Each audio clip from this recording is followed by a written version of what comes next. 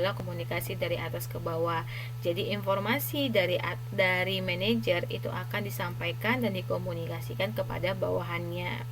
Sedangkan komunikasi dari bawah ke atas adalah komunikasi yang dibangun untuk menyalurkan aspirasi dan membuka partisipasi bawahan kepada atasan dan permasalahan yang muncul di perusahaan. Jadi, dengan komunikasi dari bawah ke atas itu memberikan kesempatan kepada karyawan yang ada di bawahnya untuk menyampaikan aspirasi mereka, untuk menyampaikan ide-ide mereka kepada atasannya. Kemudian juga ada namanya komunikasi horizontal. Jadi komunikasi yang terjadi di antara rekan dalam posisi yang sederajat. Jadi misalnya komunikasi antara manajer pemasaran dengan manajer produksi. Kenapa hal ini disebut horizontal? Karena antara manajer produksi dengan pemasaran itu sejalan. Jadi misalnya seorang manajer produksi akan menginformasikan kepada manajer pemasaran berapa barang yang akan dia produksi, bagaimana kualitasnya. Nah, itu akan diinformasikan ke pemasaran sebagai pemasar untuk barang yang telah diproduksi. Nah, kemudian juga ada namanya komunikasi diagonal, yaitu komunikasi yang melibatkan dua tingkat yang berbeda dalam sebuah organisasi. Misalnya, manajer keuangan dengan bagian pemasaran. Nah, manajer keuangan ini akan menaungi bagian pemasaran, karena bagian pemasaran ketika dia memasarkan produk atau jasa itu akan mendapatkan yang namanya uang.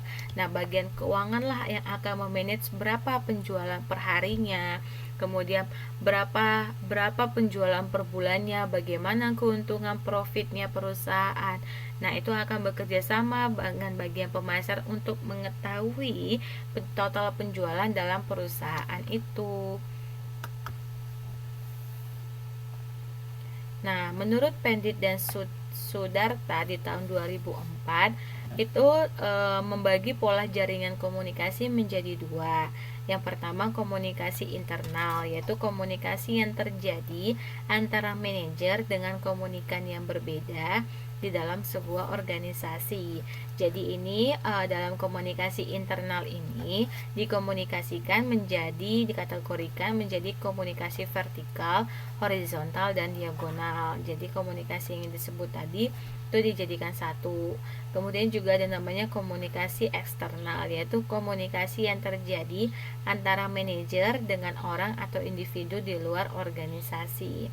Jadi ini misalnya antara manajer dengan pelanggannya, antara manajer dengan investor, antara manajer dengan pemberi modal, antara manajer dengan stakeholder, itu terjadi dalam komunikasi eksternal. Nah, yang kedua, selain komunikasi formal, juga ada namanya komunikasi informal, yaitu jaringan komunikasi yang biasa digunakan manajer untuk mengontrol bawahannya ketika bekerja. Jadi, karyawan pada saat komunikasi informal ini, karyawan tanpa melihat jabatan saling bertukar informasi secara bebas. Nah, biasanya komunikasi informal ini terjadi antara percakapan antara manajer dengan bawahannya, atau pada saat misalnya lagi ngobrol bareng atau lagi keluar bareng, lagi makan siang bareng, itu terjadi namanya informasi informal. Jadi tanpa ada perlu rapat secara resmi untuk menyampaikan sebuah pesan atau informasi tersebut. Nah, alasan komunikasi efektif harus terjadi dalam organisasi. Jadi dalam melakukan dalam organisasi atau perusahaan, komunikasi itu harus efektif dilakukan. Mengapa? Karena satu, komunikasi itu mampu mengurangi ketidakpastian. Jadi kita tahu bahwa dalam mengambil keputusan itu akan terdapat yang namanya keterbatasan resiko. Jadi dengan komunikasi yang tercapai secara sempurna, nah akan mengurangi namanya ketidakpastian. Nah, itu akan mengurangi namanya resiko juga. Kemudian akan mendapatkan informasi, yaitu mempermudah organisasi dalam memperoleh bentuk informasi yang relevan, mutakhir, dan valid. Nah, Kemudian juga ada yang menguatkan keyakinan, yaitu memperkuat keyakinan organisasi dalam mengambil keputusan sebab data dan informasi telah diperoleh. Kemudian menggunakan wewenang fungsional, yaitu pimpinan akan memberikan alasan yang logis mengapa perlu terpaksanya mengambil sebuah keputusan. Jadi ini alasan kenapa komunikasi itu harus efektif dilakukan. Kemudian ada beberapa penghalang dan kendala dalam melakukan komunikasi efektif dalam suatu organisasi. Nah, hal ini diungkapkan oleh Roger di mana ada namanya perlindungan. Jadi, kadangkala atasan itu tidak memberikan informasi tertentu kepada karyawan karena dianggap bahwa informasi itu akan dijadikan bahan pembicaraan, karena kita tahu bahwa ketika kita mendapatkan informasi yang tidak baik, itu akan menjadi bahan pembicaraan karyawan, atau terkadang karyawan tidak menyampaikan informasi kepada atasan karena takut mendapatkan sanksi. Jadi terkadang orang tidak menyampaikan komunikasi untuk memperoleh namanya perlindungan. Kemudian ada yang namanya pertahanan. Jadi misalnya kadang ada karyawan yang misalnya tidak mau menerima informasi dan menolak untuk mendengar informasi yang disampaikan. Jadi seperti yang teman-teman lakukan tadi, bahwa teman-teman menunjukkan respon penolakan terhadap informasi tadi, yaitu ya tadi dengan sikapnya yang berubah atau mimik wajahnya berubah, itu bisa terjadi.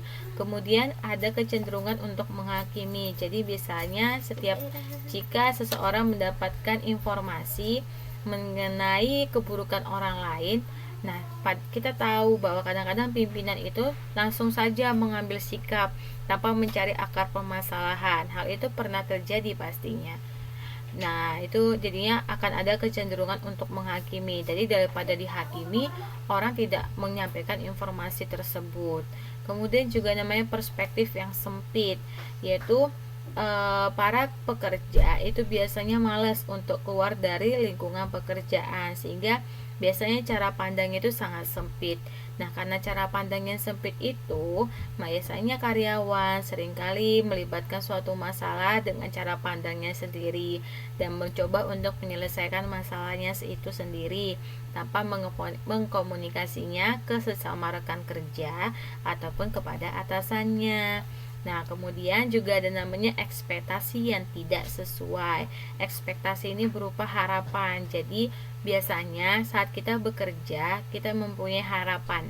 Harapannya apa? Misalnya, kita bekerja ingin mendapatkan penghasilan yang meningkat, misalnya seperti itu. Atau misalnya ketika kita menemukan suatu ide yang baru, kemudian kita berharap ingin mendapatkan pengakuan. Cuman ketika kita tahu bahwa atasan kita tidak seperti itu, akhirnya timbul ekspektasi yang tidak sesuai kita harapkan. Akhirnya apa? Komunikasi itu tidak disampaikan. Nah, kemudian juga namanya kurangnya waktu, yaitu keterbatasan waktu untuk menyampaikan sebuah informasi secara menyeluruh. Jadi karena waktu yang terbatas, akibatnya informasi yang disampaikan kepada orang pun tidak lengkap. Jadi mungkin teman-teman pernah ngerasain hal kayak gitu kan, saat misalnya bertelepon ataupun bertemu dengan customer, karena waktu yang terbatas akhirnya informasi itu tidak tersampaikan dengan baik. Kemudian juga namanya peranan komunikasi dalam berbagai aktivitas dan fungsi organisasi. Nah, peranan komunikasi ini adalah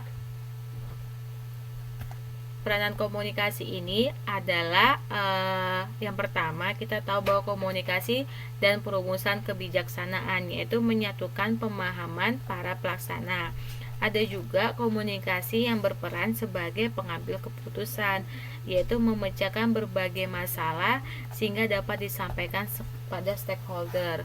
Kemudian juga namanya komunikasi dan perencanaan. Biasanya ini komunikasi dalam bentuk studi kelayakan, bisa juga dalam bentuk wawancara, kemudian juga bisa dalam bentuk memberikan data, informasi, ide, saran, dan pemikiran.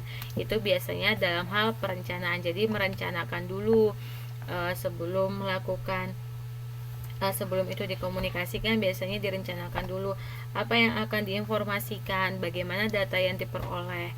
Kemudian juga namanya komunikasi dan pengorganisasian, yaitu mengalami perubahan sehingga organisasi tetap efisien dan produktif. Nah, ini sudah kita bahas di modul sebelumnya bahwa ada namanya manajemen perubahan. Terkadang dalam suatu organisasi perubahan itu perlu dilakukan agar apa? Agar keefektifan dan produktivitas dalam suatu organisasi ataupun perusahaan dapat terjalankan dengan baik.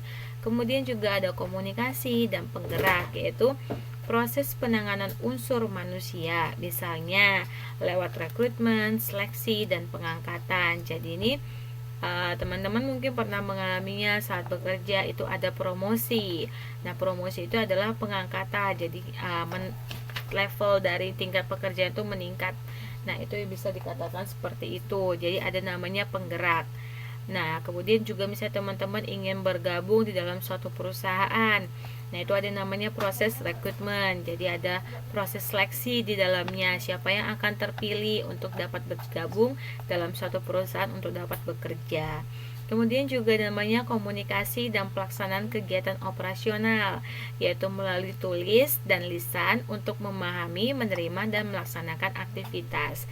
Jadi sebelum teman-teman masuk ke dalam organisasi ataupun sebelum teman-teman masuk ke dalam lingkungan pekerjaan, bahkan saat teman-teman mau masuk ke dalam UT, teman-teman juga akan mendapat yang namanya informasi secara tulisan ataupun lisan, sehingga teman-teman tahu manfaat teman-teman, benefit yang akan teman-teman peroleh, bagaimana nantinya kelangsungan hidup teman-teman di masa mendatang, sehingga teman-teman mampu untuk mengambil yang namanya sebuah keputusan. Kemudian juga namanya komunikasi dan pengawasan, yaitu komunikasi antara pengawasan dan individu untuk menghindari kesalahpahaman arti, maksud, dan tujuan. Jadi dalam kita bekerja biasanya kan kita dilakukan pengawasan. Nah, dengan adanya pengawasan ini maksudnya akan tercapai dengan jelas, sehingga informasi yang tersampaikan juga akan jelas. Kemudian juga yang terakhir ada namanya komunikasi dan penilaian, yaitu berpengaruh terhadap hasil dan manfaat penilaian dilakukan oleh perusahaan. Jadi biasanya perusahaan itu akan membuat suatu tolak ukur untuk menilai apakah hasilnya dan manfaat yang dikomunikasikan ini benar-benar tersampaikan secara menyeluruh kepada semua anggota organisasi ataupun kepada semua karyawan. Nah, kita masuk. Ada pertanyaan? Apa semuanya masih ada di line? Atau materi sudah mulai selirip-selirip? Ini soalnya sudah menunjukkan jam 12. Setengah 12 maksud saya. Masih pada semangat kan? Iya, cayo kata Mas Bagus. Ya, bagus, semua masih pada semangat. Saya juga semangat. Oke, kita lanjut di kegiatan belajar yang kedua. Nah, dalam kegiatan belajar kedua, kita akan membahas yang namanya motivasi. Sesuai dengan modul kita pada hari ini adalah komunikasi dan motivasi. Nah, motivasi ini berasal dari bahasa Latin yang artinya movere. Artinya adalah suatu dorongan atau menggerakkan. Jadi, sebelum kita masuk ke motivasi,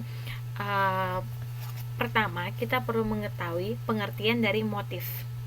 Nah, motif itu merupakan suatu bentuk dorongan kebutuhan dalam diri karyawan sebagai individu yang dipenuhi agar karyawan tersebut dapat menyesuaikan diri terhadap lingkungannya. Nah, sedangkan motivasi adalah kondisi yang menggerakkan individu agar mampu mencapai tujuan dari motifnya. Jadi, orang melakukan motivasi itu pasti ada motif di dalamnya yang mendorong individu untuk dapat melakukan suatu kegiatan seperti itu. Nah, ada 3 jenis komunikasi. Di antaranya ada fear motivation, achievement motivation, dan inner motivation. Nah, fear motivation ini adalah seseorang melakukan sesuatu karena takut hal buruk akan terjadi. Misalnya, ketika teman-teman melakukan sesuatu dalam ataupun mematuhi peraturan yang berlaku dalam suatu organisasi ataupun dalam suatu perusahaan. Nah, itu biasanya didasarin karena rasa takut. Nah, takut nanti kalau misalnya saya nggak ngelakuin